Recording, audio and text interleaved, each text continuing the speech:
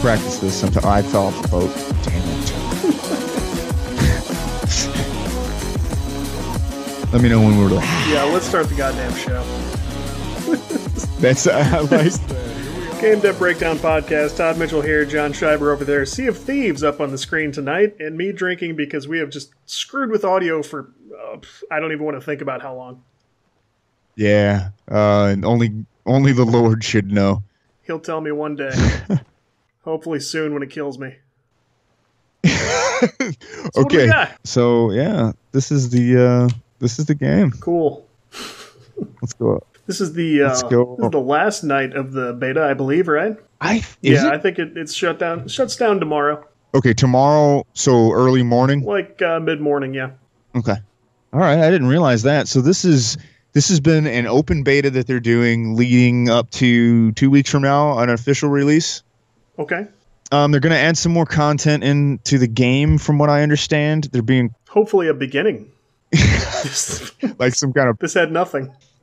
Yeah, you kind of just get shoved into the world. And some of the complaints I've heard is that, well, what do you do? Yeah, that's my complaint. What is this game? Right?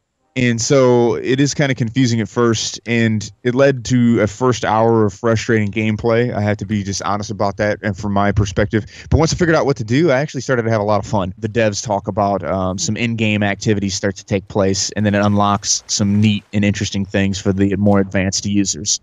So right now we're poor. We're dirt poor. We got this crummy boat. It's got nothing cool, and we're going to go find our first treasure. Okay. That's interesting. Look how pretty it is, man. It is very nice graphically. A lot of motion. Okay, more north. Yeah, well, we're in some pretty choppy seas right now. It may be because I have it up on 2 monitors, but that's a little pukey. Just a little bit. So this game, I think, from what I've heard hinted at, is additional NPCs are going to be added. In-game stuff is already in here. It's just that we can't progress far enough in enough time to get to it. But it's already here. I think they have intentions on continuing to update it. I hope so. This game has a ton of potential, in my opinion, to be fantastic for several years. It's going to beat the shit out of Destiny. I'm very optimistic. If they add just a few things to this game, and I think that's kind of what they want to do, some more NPC interactions, some more surprises out here in the ocean, it would be just perfect. It's fun when you run into players. I have had a blast playing it so far with my other group of buddies, just doing treasure hunts. There's several forms of quests you get. You can do ones where you need to go trap animals and bring them back to the market and sell them. You've got these where you can do these treasure hunts. Sometimes you randomly find treasure hunts, like riddles and bottles that you have to solve. There's the giant forts, and some of them are occupied by skeleton NPCs that shoot you. They shoot cannons at you. They try to stab you. They just mangle you, and there's hidden treasure on those. There's sharks. It's pretty cool. Yeah, I've been interested in everything I've seen, but mostly I went it alone, so I had to sort of crash the ship into an island and get killed by skeletons a couple of times. Yep. I chased a pig for a while and trapped it. That's awesome. The variation does seem interesting. I would love to see more structure added to this, because right now it's kind of pirate survival, which is kind of a weird hybrid category, I think. Yes. It's I like it for the aspect of just dumping you in and not being handholdy, but at the same time, like, just a smidgen of direction, because it causes immediate discouragement from a lot of people I know. Have immediately shut the game off and not even are willing to give it a chance, it seems. Yeah, I was going to spend more time with it than I did, but the first half hour went so poorly. Yeah, I did pretty much jump off of it. So, not to say I would never come back, but yeah, I'd like to see more in terms of an actual introduction, quest system. Yeah, a little bit of hand-holding is a good thing if you have a game this wide and this deep. Yes, and different. Yeah, and yeah, we're in uncharted territory here. Once you get in the groove, now this is when I'm going to start praising it. Once you get in the groove on this game, man, I tell you what, when you got a buddy with you, at least one, it is one heck of a good time, especially when you run into another crew.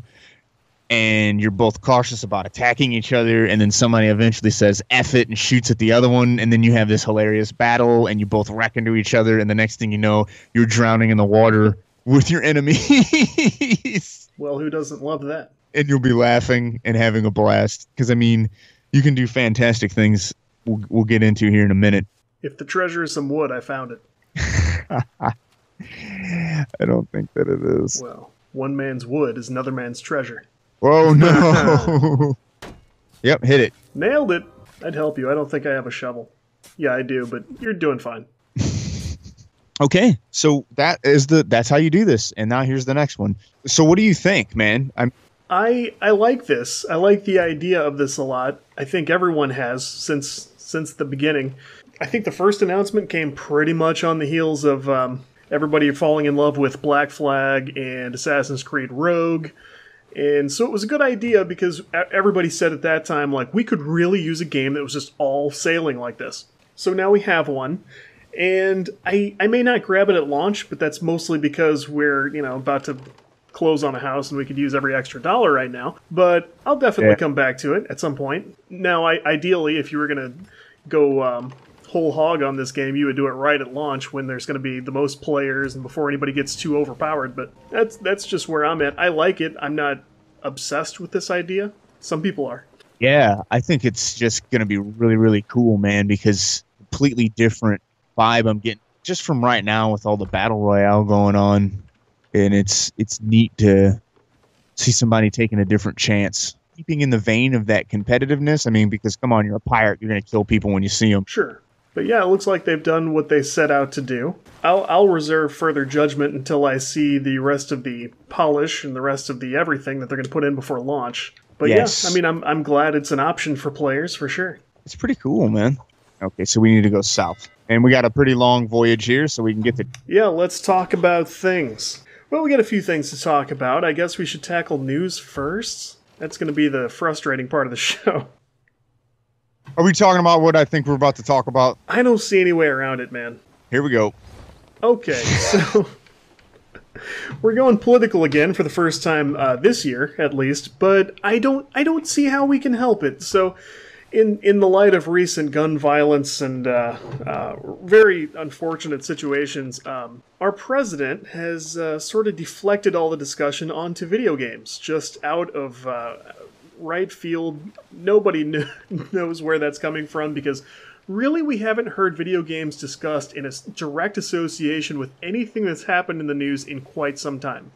That has not been the case in the more distant past. We have certainly had violent episodes where people were like, well, this guy was a Call of Duty player or this guy liked whatever. We have not heard anything like that in quite some time. But instead of even discussing the topic of guns, the White House called a meeting with professionals from the game industry to discuss violence and discuss potential legislation about games. And of course, everyone in any way associated with games is going nuts because they feel like, there are no studies that show these things are related in any way. And, no. and so now we've created this situation where the right is totally anti-video game all day, every day now. And the left is just going insane because, I can totally see the case where, like, you're doing this to deflect everything off of guns right now. Yes. It's the vibe that I'm getting. Absolutely. So they had the first meeting. It was earlier this week, and they released a video which takes just a bunch of out-of-context things from a bunch of different video games. Most of them are not recent. They had the Call of Duty thing where you go through an airport and there's a terrorist shooting and a bunch of innocent people are shot and stuff, and which was intentionally created to cause shock and be controversial as part of a story and as part of a statement about these things. One of the sniper games or something, but it was just all hideous stuff, and we all know this is out there. We know there are violent video games. No one's disputing that. But then they sort of went, hey, you guys, why are you doing this to the kids? Which... there's a lot wrong with that, of course, because none of these games are marketed to children. There's already legislation preventing video games from being placed directly into these hands. You can certainly call in to play the topic of parenting, which I do all the time. Yes, I do too. And basically the Electronic Software Entertainment Association or whatever. It's basically the same movement who fought this fight in the early 90s behind Mortal Kombat, Doom, games like that, said, hey, we've got study after study after study that say there is no correlation between playing these games and going out and committing acts of violence. Which, hard to argue with that, right? So, yeah. And they can't say what they want to say, which is, this is really just you not wanting to talk about guns. Yeah, I mean, that seems to be where it's at. When you get to looking at this scenario, it just doesn't really pan out in favor of supporting video games creating this violent behavior because, yes, this kid that shot up the most recent school in Florida admitted to playing Call of Duty or somebody mentioned that he was playing it 15 hours a day. And it's like, well, first of all, right off the bat, who does anything 15 hours a day, no matter what it is, like right off the bat? That's the very first thing I'm going to ask you. This guy was recently in the military, wasn't he? I don't know. Is he doing it there? Is he in college? Like, I don't know about all that. There's an interview with Ben Shapiro and a guy that's ex-military that is really advocating against video games. I did see that. I saw that, and I watched it because, you know, I often like Ben Shapiro for, when it comes to a conservative viewpoint, I think Ben Shapiro is probably one of the best people to look at. And you and I have talked about this even on the podcast before, that he's been very anti-video game and never explained it, actually, until that interview. He said, basically, my kids are never going to play them because I think it shows them immoral things, yes. So I said, okay, fair enough. I don't care if you decide that in your house you're not going to do that, but I thought that was a much better case than some of the nitpicky stuff they bring up on the Daily Wire. And that's fine. Yeah. It's clickbaity stuff. I get it. You got to pay the bills, but I don't really like it when the left does it. I don't like it when the right does it either. His opponent, I guess you would call him in that piece, just said a bunch of blatantly false stuff. Yes. So and that's one of the things he said in the beginning. In one of the reports, he said that, the guy alluded to that in the beginning, that he was playing the game for 15 hours a day. And I was just kind of like, well, first of all, who does anything for 15 hours a day? That just sounds like a broken person right there. No matter what it is, why are you doing it 15 hours a day? The problem is that's the first time I heard anything like that. And I looked at a lot of news stories about this. I heard no indication whatsoever this guy played video games. Maybe he did. There's certainly an agenda for this guy to come out and say this stuff because the guy's written a book on the topic and he's always on the news about the topic. So it's tough. It still doesn't change the studies. It still doesn't change the fact that, this has been around for so long. Here's my beef with both sides of this thing. This issue has turned everyone into a hypocrite on both sides. On the right, we've got basically everyone presenting the same argument they reject about guns onto video games. It's, hey, we've got to legislate this thing. You're going to dance with that fucking thing in front of me. I'm going to swim into the ocean. But anyways, you're saying. So you've got the right rejecting the gun talk and saying the exact same goddamn things about video games. Hey, you can't legislate this, and legislation's not going to work, and there's already legislation. All of those things are already true about video games. We've already got laws about it. They're not working. And then on the left, you've got the same arguments they're making about guns, they're unwilling to accept about video games. So they're saying you're not willing to hear this out at all. And they go like, well, there are studies about it, and suddenly they're rejecting the studies. Like we don't care if there are a few studies that say there is a correlation. We're not willing to hear about it. Like, well, when they say that about guns, you're pissed off. Yeah, it's like on both sides, they've basically just taken their normal stances and swapped, and they're being just as stupid about the whole thing. It's very frustrating to watch. It is very frustrating because, like, it's even if you want to give them the ground and say, like, okay, fine, it contributed to his mental health decline, and it did to the kids in Columbine. Doom did, since they designed a level after their school. Okay, fine, we'll give you that. But there was like there was 1 billion copies of the last Call of Duty game sold. Right. And you're talking about potentially creating, how many mass shooters out of that? That number is pretty low. I would like to see how many people are more deeply inspired by characters in movies with the anti-hero trend that we have going on in Hollywood, how people praised the Joker since Heath Ledger played him and stuff like that. And you're like, what a bizarre, this psychopathic thing, and you're inspired by this? I think you're spot on. I've seen a lot more of that than anything to do with video games. Same. There hasn't really been a video game version of that.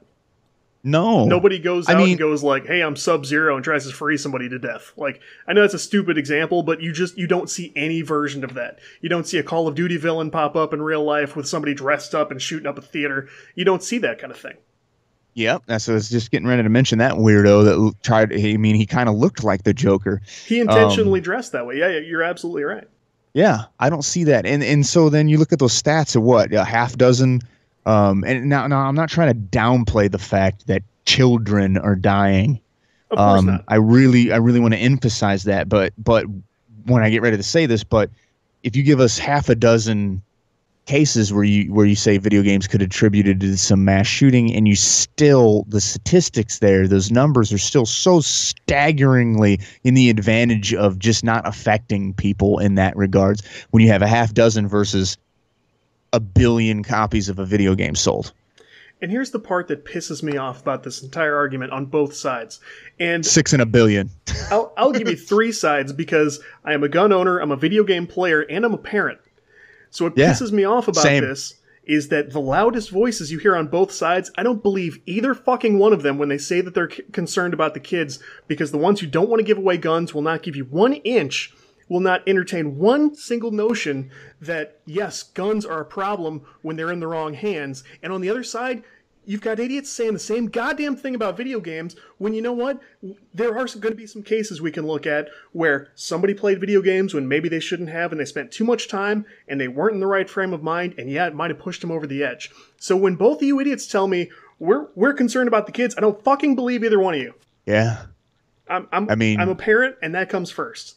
And you know what? Before I was a parent, it still would have come first. Because I'm a human being, I'm a citizen of this country, I don't want people hurt. Yep. Certainly not over shit like this. Come on. I know. And and it's like I told my dad this afternoon. He came over this afternoon, I cooked us a nice lunch, and we had a small birthday party for him. His birthday's tomorrow. But we got together today, and we were talking about this topic, and I said to him, I go, it's like this. Violent video games, did they help this guy? His mental state? Right. No. Okay, no. Was he on psychiatric medication? Possibly. I don't know that yet, but it's common. It's common in a lot of these. So let's say psychiatric medication was involved in this. Did that help him in the situation? No. Combination of video games and that probably wasn't helping. How about coming from a broken home? How about not having a positive male role model in any regard? Okay, when you start to heap all of these things on there, the video games, the brain altering medications, the fact that he had access to a rifle like that, and the police reports, and the fact the FBI had him in custody at one point and had his laptop for a year, I think was one of the details that was out there. What would you do with that laptop? I would immediately burn that If the FBI had one of my laptops for a year, I would stick it in a barrel in East St. Louis and cover it in gas and burn it. Yeah. But and so when you put all of that together, you get that recipe. It's not just this. And to me, it is so laughable that the president would entertain this. It is so blatantly a diversion from having a more serious conversation. Yes. Just like you've already pointed out, that it's just like, come on, because if you're going to do this about entertainment, then you're going to really have to take a strong look at Hollywood. Like I pointed out already, we need to really take a strong look at Hollywood in several regards: the sexual harassment regard, and then the content they put out, and then in the anti-violence stuff, they're all on board with that. And then the content they put out. Okay, you really want to go after a market. That would be one to really want to take a hard look at and be like, well, talk about talking out of both sides of your mouth and double speak here. Yeah. Right? It's just like, come on, guys, let's get real. And I'm kind of getting ranty because I am passionate about it, but I have ideas. I have ideas that I feel are really good for this situation that would really help out with gun control. I don't want to go too much further into that, but I'm running into that same problem like you alluded to. That is either side, you get this push pull going on that's just incredibly unhealthy. And then here we are, gamers crammed in the middle of it. I already get so much crap from everybody for admitting to playing video games. oh, you're a grown man and all this and that. I'm like, you. It's like, now we're put right back for no good reason. We just want to have fun in an awesome virtual pirate world, guys. Right. Leave us alone, please. Right. Please. It's such a silly thing. There's so many people we don't give any shit. Like, when I was just talking to my wife about this, we went out to breakfast the other day, and all the people around us were talking about was who's coaching this like junior high level football team, and these were people without kids. Like, they were talking about, like, so and so down the street, like, his son's playing this year, and he's not liking it as much as he thinks he's going to do next year, and they talked about leaving the school district so he could play soccer at some other school, blah blah blah. I'm like, oh my god, who cares about it? And I honestly don't look at college football fans any differently. It's like, oh, did you go to this school? No. Do you have a kid in the school? Friend's No. kid? Neighbor? No, I like the colors. Never flown over the state? Like, what is this? But you know what? If people have stuff that they like that, I don't have to think the world of it, but fine. How you spend Sunday afternoon is up to you, man. I don't care. I don't know. It's not fair for me to go, like, well, we don't use their stuff. Like, yeah, we do use their stuff. We talk about football, like, oh, this is the macho culture and the over-violent nature of sports and all this stuff, and, like, we can't... How come we never are willing to sit down and look at the actual nature of the family? Like, this guy, like you said, he had a broken home. He had just lost a parent. I don't know what the situation was with his father, but I don't think he was around. It's just incredibly... It's very weird to me that no one's willing to go like, oh yeah, that definitely played a factor. Because it definitely did. Totally did. It always does. And so until we can be... Again, it goes against people's agendas because we're trying to push the idea that, like, you know, the traditional family doesn't need to look like the traditional family anymore. And I'm not saying it does. I'm saying if this kid had two parents of any kind who were present and active and really attentive to his needs, I don't care who they are, where they came from, what they look like, you're looking at a different story. It's not going to be the same. Yep. For a lot of reasons, I still don't think we've moved past our politics and our agendas to really get concerned about the victims. I still don't think we're there. Yeah. And we wonder, like, what's it going to take? I don't know what it's going to take. Maybe we'll never get there. I know. It's a multifaceted issue, and you can't just start pointing out, you know, the easy outs in this, or what feels like an easy out to you, and saying, you know, it's just, come on, man. It's like age baiting. I feel like it's age baiting because the people that are going to hear this message about violent video games are grandma and grandpas, the baby boomer generation that have no idea what in the heck is going on these things, and then now they're just going to be immediately filled with fear and hatred towards it. And we're both already hearing it.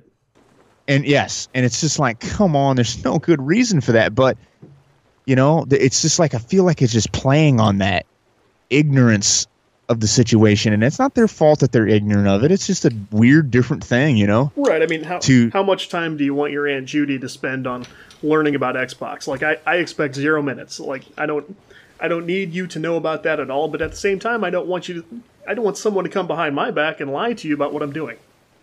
Exactly. But no, sadly, when you speak as an actual gamer, isn't that funny? They'll listen to a person on the TV, on the news, that they have never met in their entire life, and they meet an actual gamer that's like, well, it's not actually like that. And they're like, well, you're wrong. Yeah. We cling to fear. We prefer it. Okay. All right. You've never met this person. You don't even know if they play video games. You don't even know if they actually know anything about the game that they're telling you about. Man, the head explosions are so realistic. Did the heads blow off in that game? That game they were talking about, I didn't see any heads blowing off. Yeah.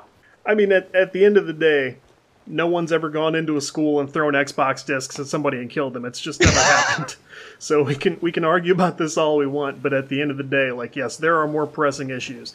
And that's not that I'm saying, like, we need to make guns evaporate overnight, because it's just not possible.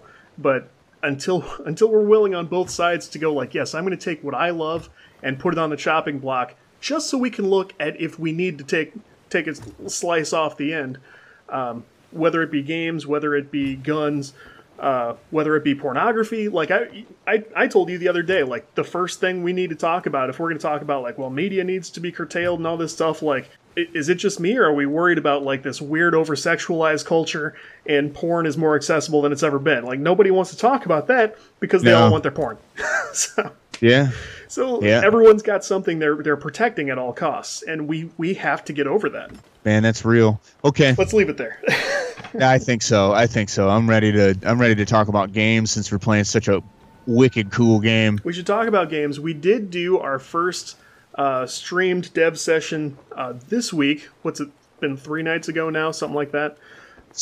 Yeah, it was a learning experience, and then but also it was really cool. It was so cool. I had such a good time doing that. I knew I would, and man, I hope that's the first of many, because it took us a while to set up, and that's why I thought it'd make a good topic for tonight, because a lot of people listening to this, if you're already in development on something, you could certainly benefit from just considering making, like, live streaming your development process. Make that a factor in your social media marketing or your audience building.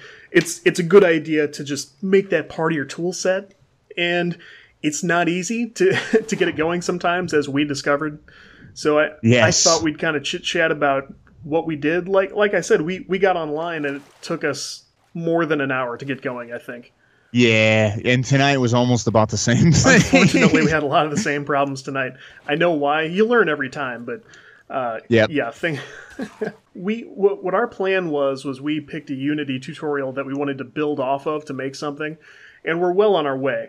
But our first big mistake when we did that was we both got online and got on Skype together and went, okay, let's update Unity real quick. Yeah. And there's absolutely no such thing as update Unity real quick. No. That was the first thing. So check your updates. Even if you think you have everything updated, do a dry run. Just start there.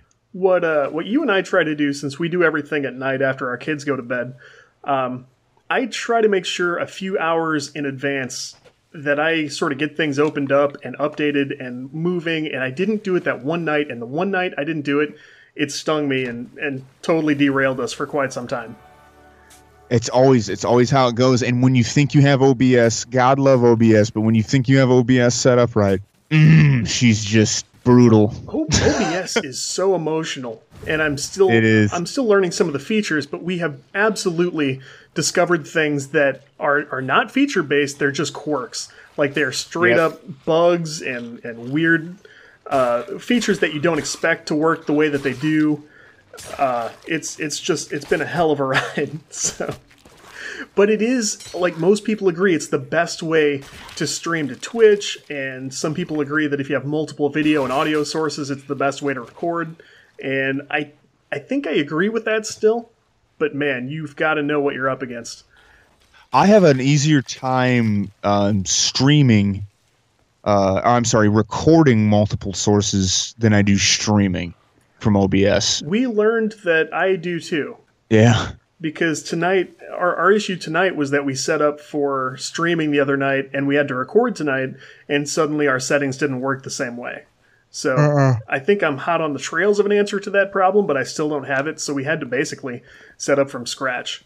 And it's funny, we're set up tonight as if we were just streaming a game, but we're going to record it, and I'm going to try to upload it to Twitch. I think we can make it air sometime tomorrow as if it were new. Yes, I think you can. Yep. I'm going to change something in my gameplay here. But yeah, so I absolutely enjoyed watching you work through most of it, because you did the bulk of the work on the game so far, but that was because I don't have that much experience using Unity, and we've talked about this several times. The documentation and the tutorials do not match up to the version that you most likely are using. Yeah. And when you go in there and it looks like Greek, it gets frustrating so fast, and you don't know what you need to be paying attention to versus what you can let slide. And watching you just jump through there and going, oh, we can do that later, really gave me a lot of relief in trying to be like, whoa, I was hung up on areas that just were completely unnecessary to get hung up on. And That was awesome to see, just how fast you were dropping objects in there, and you weren't necessarily worried about too much of it working perfectly or being perfectly aligned. Just get it in there, get it close, get it colorful, Yeah. get moving. And you saw me get tripped up a couple of times too, and there's really no shame in it because sometimes Unity just no longer looks like what it looked like when they put the tutorial videos together. Exactly. So that's not too big of a deal. But see, you know where to go look for it at. And when I was new, like sometimes you're just like, Yeah, totally. And my screen does not look like that at all. What I was looking forward to about this week was I knew it was going to be a process to get out of my comfort zone and know that like you were watching and other people might be watching. We did have some people join up and they jumped over from I think Twitter probably, and we even got a couple of followers out of it. But it's an issue because you've got to know that the important part for the viewers is seeing that process where you do get caught up and they're able to follow your train of thought and watch, what you tried when you're doing your trial and error and see the kind of things that lead to a resolution so they can kind of emulate that in their own work. Like they're not really watching for the expert stuff, as much as they are you applying your expertise and overcoming hurdles during the process, because overcoming those hurdles, that's what game development looks like. It's not this thing. Are you just going in circles right now? I'm actually I'm actually looking at the map and I'm just not at the wheel. Yeah. But I think that's probably what's more valuable to a lot of people at least at the beginner level.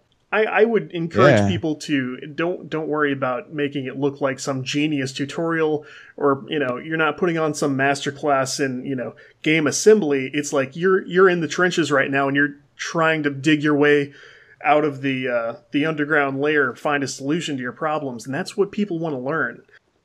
Yes. I'm hoping that's what you and me can capture as we continue to do this. And it's going to be a lot more fun the next time because we're ready to start putting in our own features. And I've got ideas for the next couple of steps I want to take. And I'll be able to farm some stuff out to you and set you loose on creating your own maps and stuff. It's going to be a lot of fun. That's awesome. Yeah, I'm extremely excited about that because I want to see what we can get this thing rolling into and rolling off of.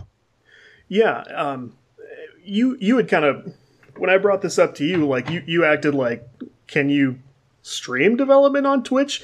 And not everybody knows about it, but it has become kind of a thing. And there are communities you can tag that are, one's called Creative, and there's one for Unity and game development stuff. And there are several channels devoted to people willing to let people watch this process. And it's a worthy endeavor for sure. Like you're going to meet other developers that way and get people interested in playing your game.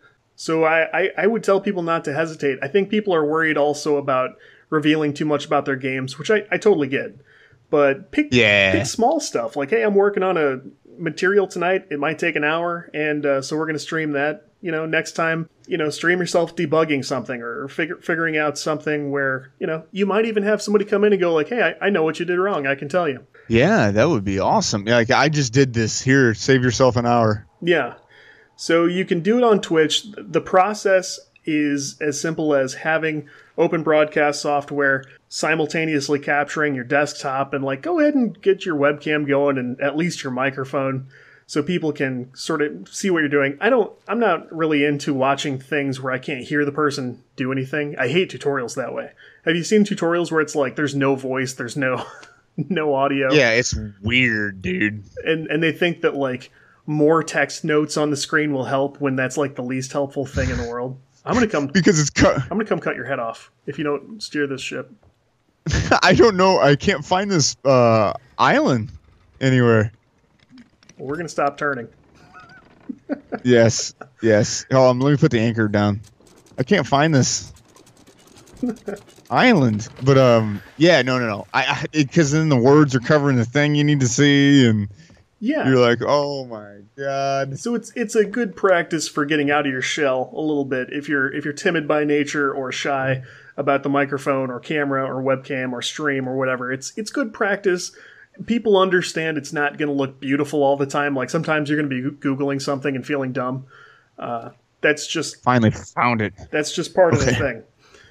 Sometimes you're going to be spinning in a boat and looking at the map forever and then realize it was just like right there. Yeah, I guess playing games is the same way. That's true. But yeah, I fell out of the boat just now.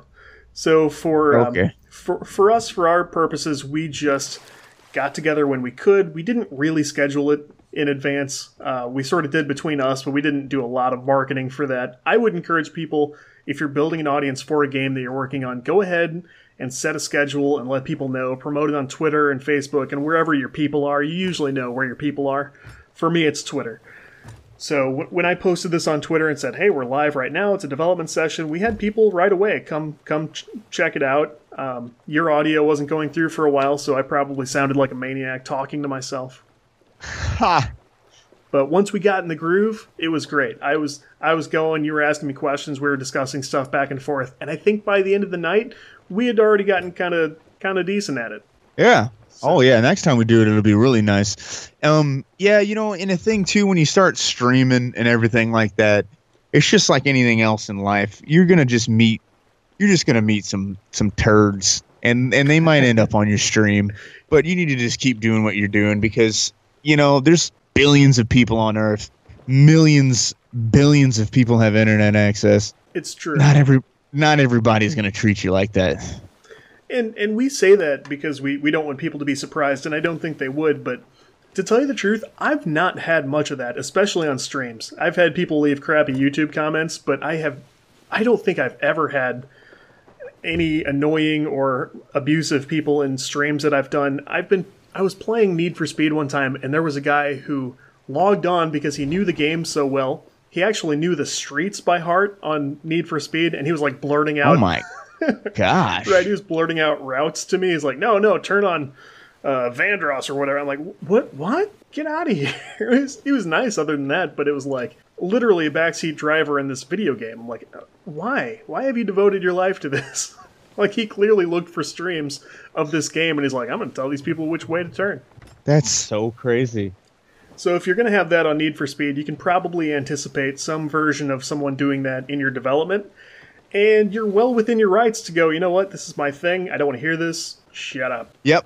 No, 100%. And that's the thing. I probably would, too. And that's the thing that I think worries people sometimes, and you kind of just put yourself out there. We're heading to my favorite place. Booty aisle. That's the aisle in the store you'll catch me at.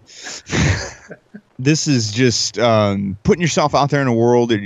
It does kind of make you vulnerable, okay? I mean, you can't really take that away. But don't let that be the thing that holds you back. The chance of meeting somebody poopy in the sandbox, or the kid that doesn't wipe their hands after eating pizza and grabs a controller. I mean, those people exist. Yeah, for sure. But I mean, the benefits, you're growing your audience, you're connecting with people, you're, helping your own reputation. Like if you're willing to stream this stuff and you're accomplishing things on the stream, like that's good for you. That goes on the resume. So, yep. I can't speak highly enough about this. Is that you that just jumped out? Holy crap! Yeah, yeah. You scared me too. Person, no. But I think that's about all we have on the topic of streaming. You can also do this on YouTube. YouTube is a perfect place for it because really, I think probably the audiences for it are about the same because it's honestly not huge. You're not going to have as many people watch you work on programming as you would playing PUBG or whatever. Yeah. But that doesn't mean it's not worthwhile, and it's certainly something we're going to do more of, and I hope that some of the same people who listen to this will watch that, and vice versa, because that's just another great way to connect with people. Yeah, man. Absolutely. But yeah, the main thing is just with the streaming, get out there, start doing it, and just kind of take the world for what it is. And then the best advice I've heard on building a streaming platform, and you've already alluded to it, schedule. Having a schedule. Yes. Plan it. Be there when you say you're going to be there. Play as long as you say you're going to play. Play what you say you're going to play. And do in the game what you say you're going to do. Don't put 360 no-scope 420 Ninja Warrior live at 7 p.m. Eastern time. Yeah. And then none of that happens. You don't 360 no-scope anybody. And, like you just play Minecraft and do some heavy breathing on the mic. That's my favorite. And then, yeah, there you go. That's your stream. No. You got to live up to your stream. Know who you are. Know your limitations. Be on time. And if you want to make money at something, if you want to grow popularity at something, there's no way around being professional. And so doing what you say you're going to do on your streams and being on time and doing the thing is going to be the best. Absolutely. And that's still people's number one complaint about our podcast. I don't know why. I feel like I could come up with better complaints, but schedule inconsistency is the number one. And I guess for my own sense of well-being mentally, like, that's a good complaint to hear compared to, like, you guys suck. Yeah, you're right. It could be that. It's like, yeah, we want to know when to catch you. And yeah, so I appreciate that problem. But yeah, that's just to illustrate that it is absolutely worth pinning down a schedule and doing it, and we would love to. We just have a few challenges in the way called, family and responsibilities and not getting paid. So if some money came along, I think we might be able to put more emphasis on that, but that's really not anyone else's problem but ours. We just have to get ourselves established and get some people on board as sponsors, advertisers, that kind of thing. And I think GDC is going to be a big, big help. So I'm not too worried about it for the moment. That's awesome.